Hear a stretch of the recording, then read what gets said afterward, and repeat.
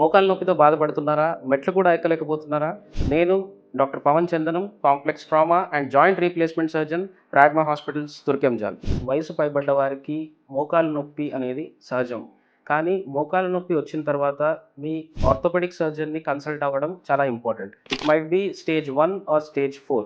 Stage 1 అయితే treat చేయడానికి మన దగ్గర మందులున్నాయి, చిన్న ట్రీట్మెంట్స్ ఉన్నాయి. కానీ అది థర్డ్ అండ్ ఫోర్త్ స్టేజ్‌కి వెళ్ళినప్పుడు మనకి ఉండే మోస్ట్ ఇంపార్టెంట్ ఆప్షన్ వచ్చి టోటల్ నీ రీప్లేస్మెంట్. ఎందుకనంటే ఒకసారి మోకాలు డ్యామేజ్ అయిన తర్వాత మళ్ళీ అది రీజనరేట్ అవ్వడం అనేది అసాధ్యం. కాబట్టి దాన్ని మనం పోస్ట్‌పోన్ చేయడం కూడా ప్రమాదం. వన్స్ మన మోకాలు యొక్క కార్టిలేజ్ డ్యామేజ్ అయిన తర్వాత అది వంకర అవుతుంది.